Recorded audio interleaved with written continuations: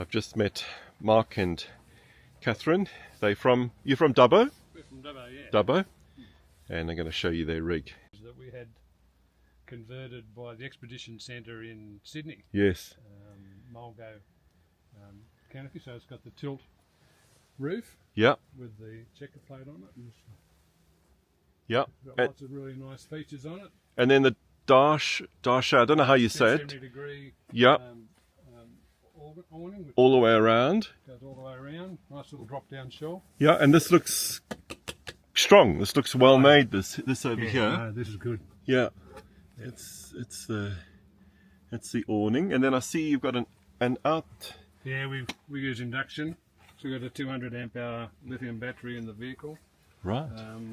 So we've got an outlet here, so we can cook on here and make sure we have proper coffee in the morning. Yeah, yeah, and so Bellini. So and then that's just a brand from Bunnings actually.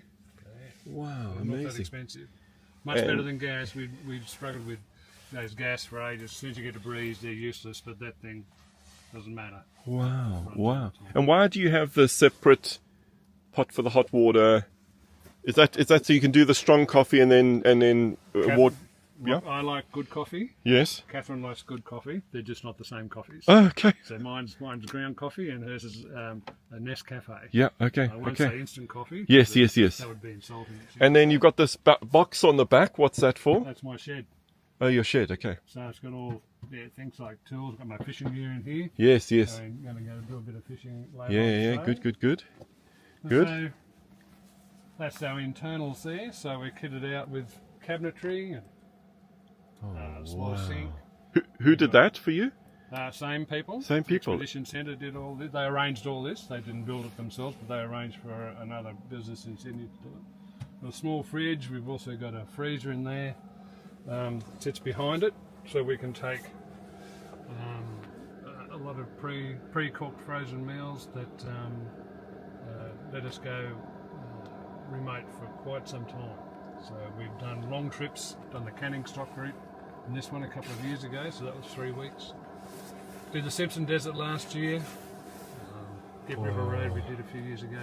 I can feel the heat coming out there from the diesel heater. Beautiful diesel heater. I was so jealous last night when I got back to my camp late at night, and I can hear this whirring, and I'm thinking, what is that whirring? And then I see some steam coming out the bottom of your vehicle, and I realize it's the diesel heater.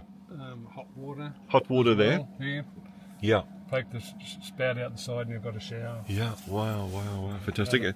And then you've got another drop down over here. And I saw you, so you had the drop down on the outside of the vehicle there, and you've got a lock for that, to lock it, I see. Yes, it just lifts up and locks in place. And then same here. with this, it just clamps in place with a little latch. And I see you've got a Kmart rear bar over here. Rear bar. Yeah.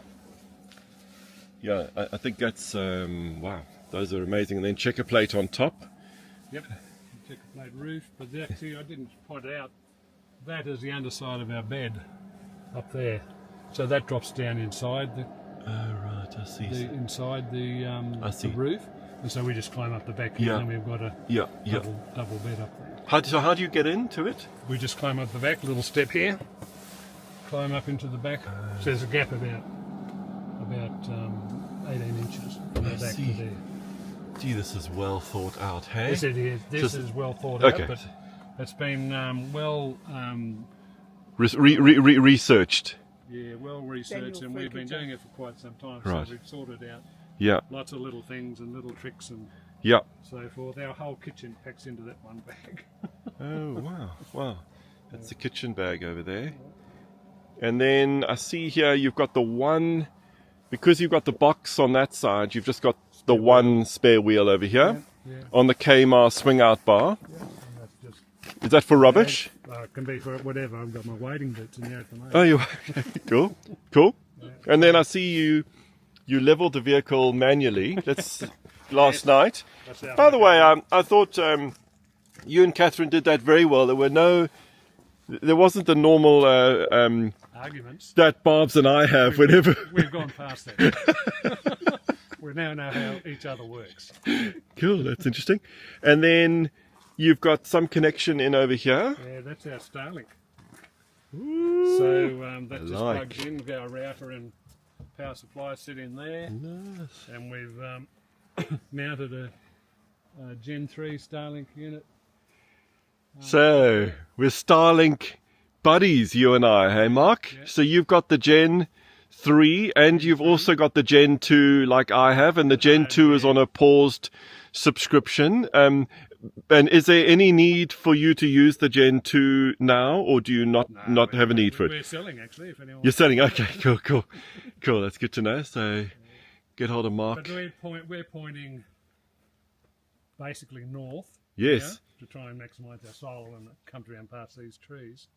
But we're still getting 300 megabits per second download last night. See, that's so interesting, because traditionally now I'll check on my compass to see where south is, and then I'll point my Starlink sort of in that direction, and it always goes in that direction. So for me, my Starlink is pointing in that direction towards those kangaroos, and you on a completely other direction and getting 300 megabit download, which is remarkable. It is. Yeah, no, it's great. Yeah.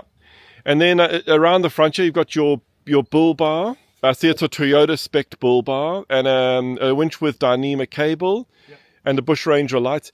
Mark, seriously, you've done this setup beautifully. This is really amazing. No, we're pretty happy with it. Yeah. But we keep.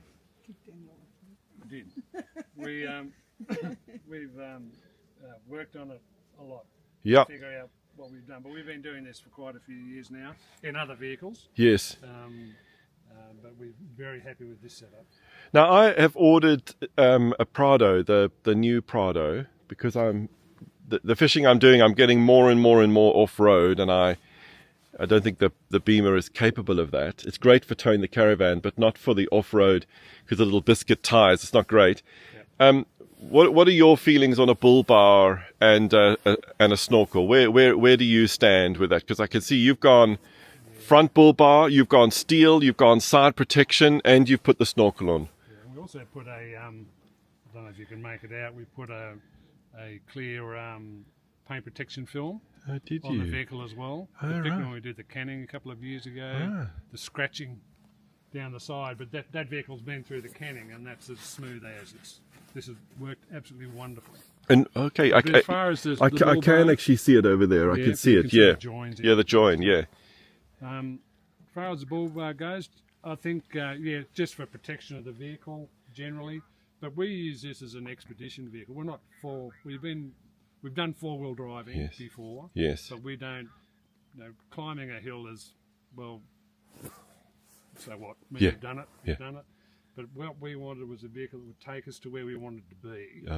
So if we wanted to go along the canning, because we wanted to do that journey and have a look at what the sites that were along there, then that's the sort of vehicle we needed. We didn't climb every rough bit of track along the canning. We took the easier routes. We're doing planning to do Cape York next year. Fantastic. And that, once again, we'll take the easiest route, because it's an expedition vehicle. It's not a beefed up 4-wheel drive vehicle. It's not what we developed this one for. And for those people that might not understand, why do you have that? Why have you gone with the steel bull bar on the front of your vehicle? I think because it basically was the option we wanted at the time. Yes. I can't give you a particular reason why we went for steel. I see. Steel versus aluminium. I mean, does it have anything to do with the fact that the radiator is always at the front of the vehicle, and if you hit a roo, that pretty well means your radiator is stuffed, and then you're not going anywhere? Oh, okay. And same with the snorkel. I mean, we've never gone through water deep enough that we've actually really needed it. No. But if we wanted to get to a particular point and we needed to do a crossing, we could do the crossing. Yeah, that's right. Yeah, the give was dry. I see. And also, that slightly cleaner air is always going into your engine, which is just going to protect your engine. Yeah, because the intake's at the rear. And so even when on a dusty road, it kind of it protects it a bit. It's a bit higher than and the little UHF aerial. What is that's been great. What is that for? That's just for a UHF set built into the vehicle. Yeah. So you can. And is that for when you're on these dirt roads, you can communicate with another vehicle, your buddy, or vital when you're on doing something like desert trips, because you're cresting dunes all the time. The last thing you want to do is crest a vehicle coming the other direction. Okay, okay. And so, yeah, calling is a good habit to develop when you're doing desert trips. Thank you. Fantastic. Well done. No, it's good. There we go. The ultimate rig for Australian conditions.